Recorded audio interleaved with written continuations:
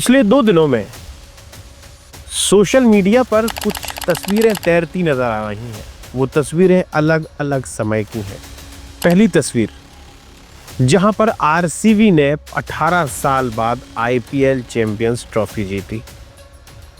दूसरी तस्वीर बेंगलुरु की है जहां पर भगदड़ में लोग अपनी जान गंवा देते हैं। तीसरी तस्वीर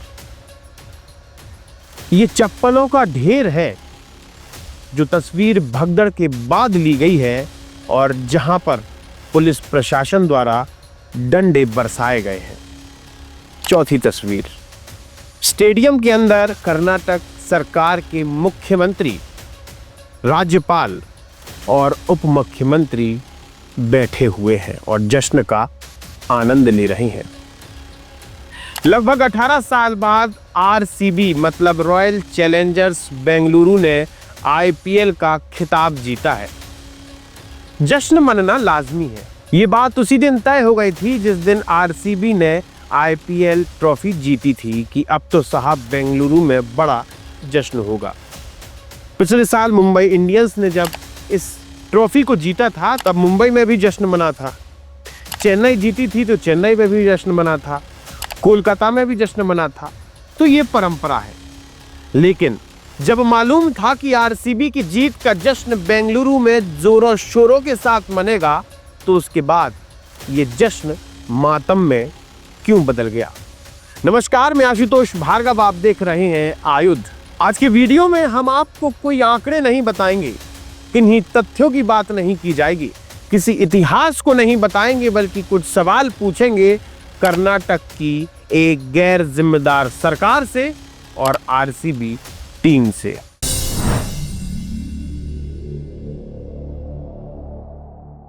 आईपीएल की फाइनल्स में जैसे ही आरसीबी की जीत होती है वैसे ही उस टीम के कप्तान विराट कोहली की आंखों से आंसू निकलने लगते हैं, खुशी के आंसू।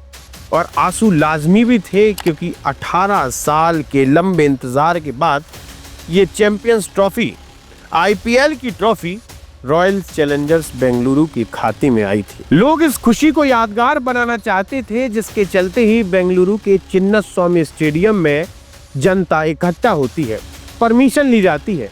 लेकिन स्टेडियम के बाहर इतनी ज्यादा भीड़ होती है, जब वो बेकाबू होने लगती है तो कर्नाटक पुलिस उन पर लाठीचार्ज कर देती है, जिसके बाद भगदड़ मच जाती है और लगभग 1 दर्जन लोग अपनी जान गंवा देते हैं।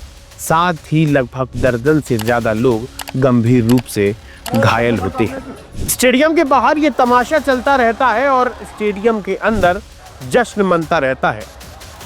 नाच होता है, गाना होता है। मंच पर बैठे प्रदेश के जिम्मेदार मुख्यमंत्री और उप मुख्यमंत्री जश्न का आनंद ले रहे थे। ये सभी को मालूम था कि आरसीबी के जीत के बाद बेंगलुरु में लाखों की भीड़ उमड़ेगी, जश्न मनाएगी। लेकिन उसके बावजूद भी आयोजक और सरकार दोनों ने इस पर ध्यान नहीं दिया। प्रशासनिक अमला और पुलिस व्यवस्था पूरी तरह से नाकाम साबित हुई। सवाल यही उठता है कि अगर इस आयोजन को लेकर सरकार और प्रशासन सतर्क थे तो इस तरह की अराजकता क्यों फैली? क्या आयोजन स्थल पर पुलिस बल पर्याप्त था? क्या आपातकालीन चिकित्सा सेवाओं की व्यवस्था की गई थी? इस घटना के बाद कर्नाटक के मुख्यमंत्री सिद्धारमैया का एक गैर जिम्मेदाराना बयान सामने आता है, जहां पर दबी हुई आवाज में वो कहते हैं कि हमें इस जश्न में इतनी भीड़ की उम्मीद थी ही नहीं। अरे मुख्यमंत्री जी, एक मुख्यमंत्री का कर्तव्य सिर्फ बयान देना नहीं, बल्कि हालात को भांपकर समय रहते ठोस कदम उठाना है। स्टेडियम के बाहर दर्शकों के प्रशंसकों के ऊपर लाठीचार्ज किया जा रहा था, लोगों की जानें जा रही थी। 7-7, 8-8, 9-9 साल के मासूम अपनी जान गंवा रहे थे और स्टेडियम के अंदर आप नाच गाने का, जश्न का लुत्फ उठा रहे थे। मुख्यमंत्री के इस गैर जिम्मेदाराना बयान के बाद एक और प्रशासन का बयान सामने आता है, जहां प्रशासन कहते हुए नजर आ रहा है कि हमने आयोजकों से पहले कहा था कि हम विक्ट्री परेड की आपको अनुमति नहीं दे सकते, हमारे पास व्यवस्थाएं नहीं है। जब विक्ट्री परेड की अनुमति नहीं थी तो फिर स्टेडियम में कार्यक्रम का आयोजन कैसे हुआ? उस कार्यक्रम में मुख्यमंत्री, राज्य के उप मुख्यमंत्री क्यों मौजूद थे।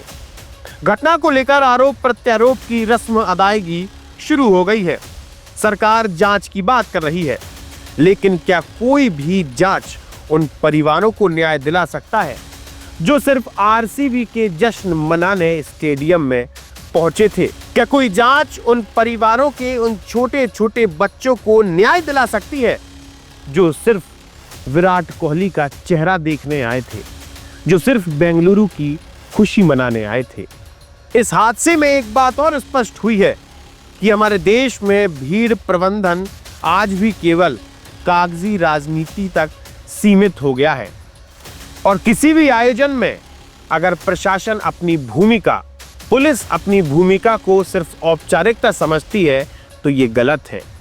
इनका कर्तव्य है कि जिस भूमिका को ये औपचारिकता समझ रहे हैं उसे प्राथमिकता समझें। आपको याद होगा जब कुछ वर्ष पहले हैदराबाद में अल्लू अर्जुन की नई मूवी पुष्पा 2 आनी थी, उसके प्रमोशन में भगदड़ मच जाती है और बीच प्रोग्राम में पुलिस प्रशासन द्वारा अल्लू अर्जुन को गिरफ्तार कर लिया जाता है। उस समय ये कहा जाता है कि अल्लू अर्जुन को गिरफ्तार करना उस समय के लिए उचित था। तो सवाल उसी पुलिस प्रशासन से है, अगर ऐसा ही है तो आयोजन स्थल पर मौजूद मुख्यमंत्री को गिरफ्तार क्यों नहीं किया गया? आरसीबी टीम के मालिक को गिरफ्तार क्यों नहीं किया गया? और आरसीबी टीम के कप्तान को क्यों गिरफ्तार नहीं किया गया? ये सवाल वहां के पुलिस प्रशासन से है। सवाल ये नहीं कि उस भगदड़ में कितने लोगों की मौत हुई, बल्कि सवाल ये है कि उन मौतों को क्या टाला नहीं जा सकता था? अगर समय रहते सरकार और पुलिस प्रशासन जाग जाता तो ये घटना होती ही नहीं। रॉयल चैलेंजर्स बेंगलुरु ने अपनी ट्रॉफी तो जीत ली, लेकिन कर्नाटक सरकार भीड़ पर नियंत्रण और नागरिक सुरक्षा की परीक्षा में पूरी तरह से फेल हुई। आपको याद होगा फरवरी के माह में दुनिया का सबसे बड़ा आस्था का महापर्व कुंभ का आयोजन किया गया था, जहां पर एक छोटी सी भगदड़ की घटना भी हुई थी। सरकार द्वारा स्पष्टीकरण दिया गया, जांच टीम गठित हुई और असल आरोपी को सजा भी दी गई। लेकिन देश का जो एक लिबरल वर्ग है वो पूरे समय सरकार, कुंभ और सनातन के ऊपर सवाल खड़े करता था।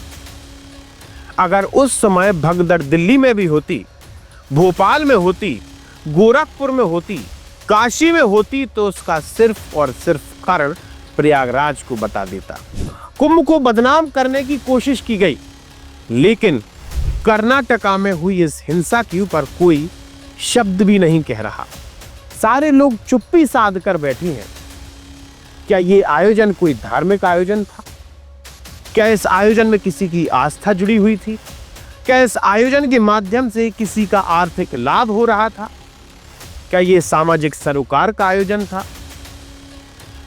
क्या उस आयोजन में मौजूद जितने भी प्रशंसक थे, जितने भी दर्शक थे, उनका कोई लाभ था? बिल्कुल नहीं। तो फिर इस आयोजन में हुई भगदड़ का जिम्मेदार कौन है? जिम्मेदार सिर्फ और सिर्फ वहां की गैर जिम्मेदार सरकार है। आप जुड़े रहिए हमारे साथ, देखते रहिए आयुध। आप हमारे चैनल को सब्सक्राइब कर सकते हैं। हम फेसबुक, इंस्टा, यूट्यूब, ट्विटर हर जगह मौजूद हैं। आपका बहुत बहुत धन्यवाद। लगातार जुड़े रहने के लिए आयुध को सब्सक्राइब जरूर करें।